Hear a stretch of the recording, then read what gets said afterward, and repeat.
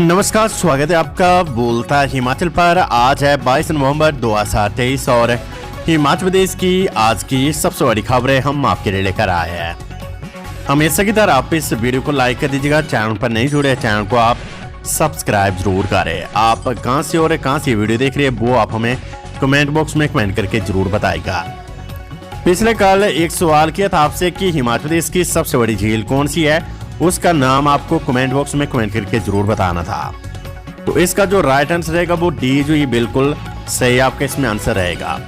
सबसे बड़ी झील मानव निर्मित जो है वो गोविंद सागर झील है, और अगर प्राकृतिक झील आपसे पूछी जाती तो उसका जो राइट आंसर होता वो रेणुका आदि। तो इस सवाल का जो जवाब है वो लगभग सभी लोगों ने सही दिया है। आज का सवाल है आपके लिए, स्पीति और किन्नौर कौन सी पर्वत श्रृंखला द्वारा तिब्बत से पृथक होते हैं, ये आपको बताना है। पृथक मीन्स के अलग होते हैं, वो आपको बताना है। इसका जो राइट आंसर है वो आप हमें कमेंट बॉक्स में कमेंट करके जरूर बताइएगा, और इसका जो सही आंसर होगा वो हम आपको कल के न्यूज बुलेटिन में बताएंगे।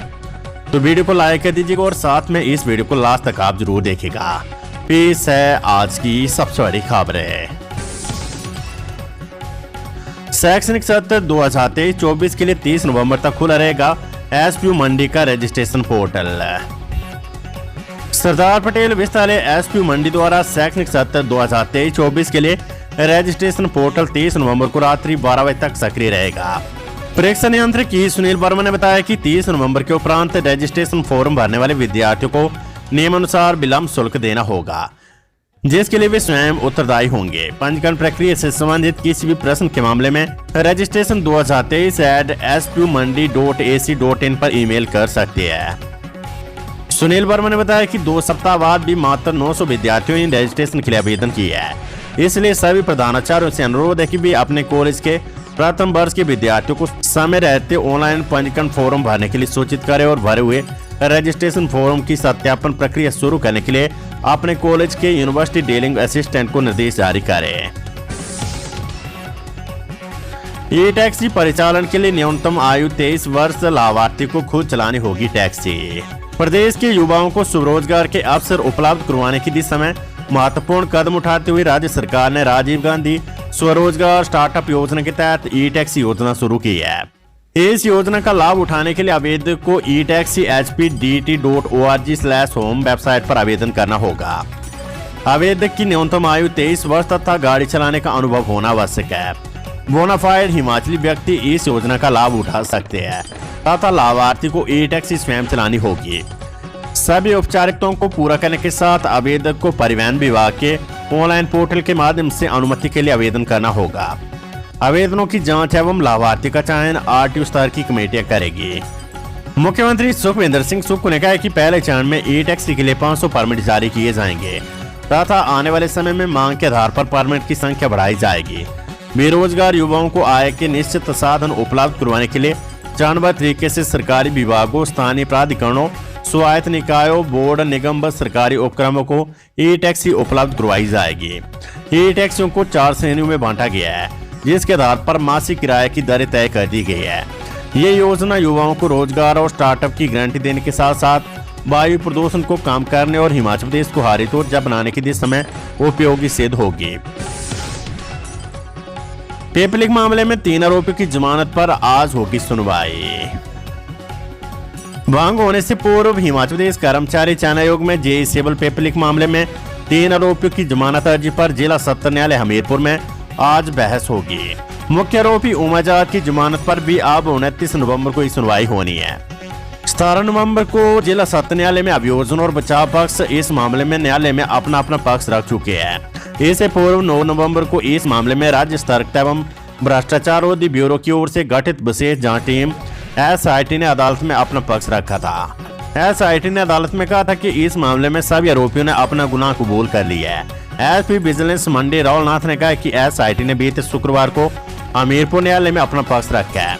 3 आरोपियों की जमानत पर न्यायालय में अब 22 नवंबर को बहस होगी। वाइल्ड फ्लावर हॉल को लेकर हिमाचल सरकार का हाईकोर्ट में जवाब। राज्य सरकार के महाधिवक्ता अनूप रतन ने कहा है कि वाइल्ड फ्लावर हॉल पर राज्य सरकार और कोई विकल्प नहीं अपनाना चाहती है। लिखित जवाब में स्पष्ट कर दिया गया कि प्रदेश सरकार इस संपत्ति को फिर से ग्रहण करना चाहती है। मंगलवार को हिमाचल सरकार की ओर से इस संबंध में प्रदेश उच्च न्यायालय के समक्ष जवाब दायर किया गया है। हाईकोर्ट के न्यायाधीश न्यायमूर्ति सत्येन वैद्य की अदालत में ये मामला सुनवाई के लिए लगा है। आज मामले की सुनवाई 24 नवंबर को होगी। पिंजौर बाईपास से चलेगी शिमला दिल्ली रूट की वोल्वो, यात्रियों की मांग पर लिया फैसला। शिमला दिल्ली रूट पर चलने वाली वोल्वो बस से पिंजौर बाईपास होकर चलेगी। HRTC की ओर से वोल्वो यात्रियों के लिए शुरू की गई फीडबैक सेवा में मिले सुझावों के आधार पर वोल्वो रूटों में संशोधन किया है। निगम प्रबंधन ने फैसला लिया कि शिमला दिल्ली रोड पर आवाजाही करने वाली कोई भी वोल्वो कालका पिंजौर परवाणु नहीं जाएगी। दिल्ली से रात 9:30 और 10:30 बजे चलने वाली वोल्वो चंडीगढ़ नहीं जाएगी और जीरकपुर से सीधे पंचकुला होते हुए शिमला आएगी ताकि यात्रियों के समय की बचत हो सके। शिमला शहर में अब बिना निवेश के कमाई करेगा नगर निगम, अपनी जमीन लीज पर देकर बनाएगा भवन। नगर निगम शिमला अब बिना निवेश के कमाई करेगा। नगर निगम अपनी जमीन लीज पर देकर भवन बनाएगा। कैथू में नगर निगम की जमीन पर बैंक भवन और पार्किंग बनाने की योजना है। इस संबंध में मंगलवार को नगर निगम महापौर सुरेंद्र चौहान ने बैंक अधिकारियों के साथ बैठक की। HS मुख्य परीक्षा की डेट शीट जारी, 13 दिसंबर से होंगे एग्जाम। हिमाचल प्रदेश प्रशासनिक सेवा संयुक्त 2023 HS की मुख्य परीक्षा 13 दिसंबर से शुरू होगी। इसके लिए हिमाचल प्रदेश लोक सेवा आयोग ने मंगलवार को डेट शीट जारी कर दी है। कूड़ा फेंकने वालों को हार पहनाने पर मनाली में जमकर हंगामा, ग्रामीणों ने किया नगर परिषद कार्यालय का घेराव। नगर परिषद मनाली की स्वच्छता जागरूकता के तहत कूड़ा खुले में फेंकने वालों को हार पहनाने और ढोल बजाने की मुहिम पर हंगामा हो गया है।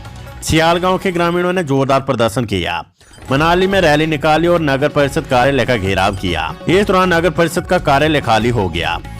दोनों पक्षों ने पुलिस में एक दूसरे के खिलाफ शिकायत की है। हालांकि बाद में दोनों पक्षों में समझौता हो गया। मंगलवार को नगर परिषद मनाली ने खुले में कूड़ा फेंकने पर नगर परिषद के कार्यकारी अधिकारी की मौजूदगी में ढोल की थाप के साथ हार पहनाए गए। इस पर बेइज्जत किए जाने को लेकर सियाल गांव से काफी अधिक संख्या में लोगों ने मनाली शहर में रैली निकालते हुए नगर परिषद मनाली के खिलाफ मुर्दाबाद के नारे लगाते हुए गहरा रोष प्रकट किया। खेल और अन्य गतिविधियों में कटौती कर स्कूलों में बढ़ेंगे अध्ययन दिवस, प्रस्ताव बनाने में जुटा शिक्षा विभाग। हिमाचल प्रदेश के स्कूलों में खेल और अन्य गतिविधियों में कटौती कर अध्ययन दिवस बढ़ाए जाएंगे। आगामी शैक्षणिक सत्र से 35 अध्ययन दिवस बढ़ाए जाने का प्रस्ताव बनाने में शिक्षा विभाग जुट गया है। प्रदेश सरकार ने एक शैक्षणिक सत्र के दौरान 220 अध्ययन दिवस करने का फैसला लिया है। अभी एक साल के दौरान करीब 185 दिनों तक स्कूलों में पढ़ाई करवाई जाती है।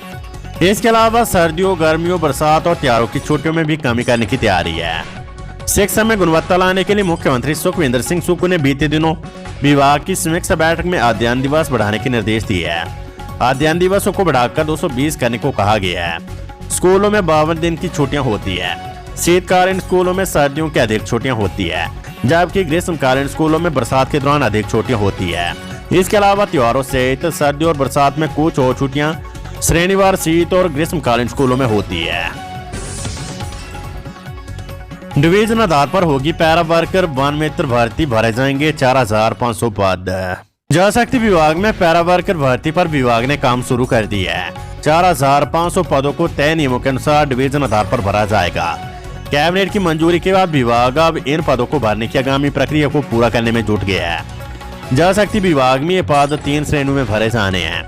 इनमें सबसे ज्यादा 2500 पद मल्टीपर्पज वर्कर के भरे जाएंगे, जबकि 1200 पद पैरा पंप ऑपरेटर और 800 पद पैरा फिटर के भरे जाने हैं।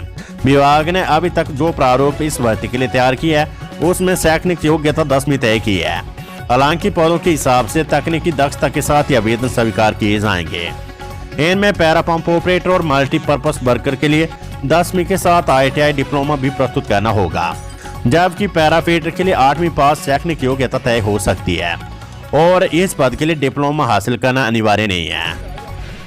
भर्ती के लिए आयु सीमा का निर्धारण 18 से 45 साल के बीच रहेगा।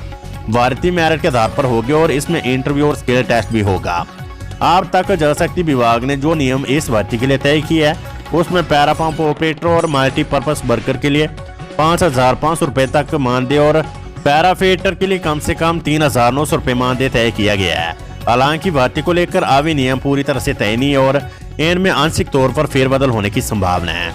जल शक्ति विभाग में डिवीजन आधार पर होने वाली इस भर्ती की प्रक्रिया दिसंबर के बाद शुरू होने की संभावना है। तब तक जल शक्ति विभाग इस भर्ती के लिए नए प्रारूप और नियम भी तय कर सकता है। ड्रग अलर्ट, हिमाचल में बनी 24 दवाओं के सैंपल फेल, बाजार से स्टॉक वापस मंगवाया। हिमाचल प्रदेश में बनी 24 दवाएं मानकों पर सही नहीं पाई गई है। अक्टूबर के ड्रग अलर्ट में देश भर में 61 दवाओं के सैंपल फेल हुए हैं। इसमें सबसे ज्यादा हिमाचल में इस बार सैंपल फेल हुए हैं। वर्दी एफी पेरेंटल कंपनी के 6, समयन कंपनी के 3 व हिलर कंपनी के 2 सैंपल मानकों पर खरा नहीं उतरे हैं। बैक्टीरियल संक्रमण, फंगल इन्फेक्शन, एंटीबायोटिक्स, कैंसर, बुखार, विटामिन डी, बीपी, पोषक तत्व की कमी की दवा, इन्फेक्शन, बलगम, एंटी फंगल, दर्द निवारक व आल्सर की दवाई के सैंपल मानकों पर सही नहीं पाए गए हैं। अक्टूबर में केंद्रीय औषधि नियंत्रण संगठन ने 1105 दवाओं के सैंपल लिए थे, जिनमें 1044 सैंपल पास हुए हैं। सिरमौर जिले की 3 व सोलन की 21 दवा कंपनियों के सैंपल ठीक नहीं निकले हैं। पालमपुर और मंडी नगर निगम महापौर, उप महापौर के चुनाव की तिथियां तय, अधिसूचना जारी। हिमाचल प्रदेश के पालमपुर और मंडी नगर निगम के महापौर, उप महापौर के चुनाव की तिथियां तय हो गई है। इस संबंध में जिला प्रशासन की ओर से अधिसूचना जारी कर दी गई है। पालमपुर नगर निगम में महापौर और उप महापौर की तैनाती को लेकर जिला प्रशासन ने मंगलवार को अधिसूचना जारी कर दी है। अधिसूचना के अनुसार महापौर और उप महापौर को 24 नवंबर को चुनाव के बाद शपथ दिलाई जाएगी। नगर निगम मंडी के मेयर और डिप्टी मेयर चुनाव 25 नवंबर को तय किए गए हैं। इसी दिन मेयर व डिप्टी मेयर को शपथ भी दिलाई जाएगी। इस संबंध में जिला प्रशासन की ओर से अधिसूचना जारी कर दी गई है। वेदर अपडेट, हिमाचल के कुछ भागों में 2 दिन बारिश बर्फबारी का आसार है। हिमाचल प्रदेश में मौसम फिर बिगड़ सकता है। राज्य के कुछ भागों में 2 दिन बारिश बर्फबारी की संभावना जताई गई है। मौसम विज्ञान केंद्र शिमला के अनुसार प्रदेश के मध्य और उच्च पर्वतीय कुछ भागों में 26 व 27 नवंबर को बारिश बर्फबारी की संभावना है। मैदानी व निचले भागों में मौसम साफ बना रहेगा। पश्चिमी विक्षोभ की सक्रियता से मौसम में बदलाव आने के आसार है। राज्य में 23 नवंबर से एक ताजा कमजोर पश्चिमी विक्षोभ के सक्रिय होने की संभावना है। वहीं प्रदेश के सभी भागों में 25 नवंबर तक मौसम साफ रहने की संभावना है। तेज रफ्तार का कहर, पंजाब रोडवेज की बस ने कार को मारी टक्कर, एक की मौत। कुल्लू जिले के मंदरोल में पंजाब रोडवेज की एक बस ने कार को टक्कर मार दी।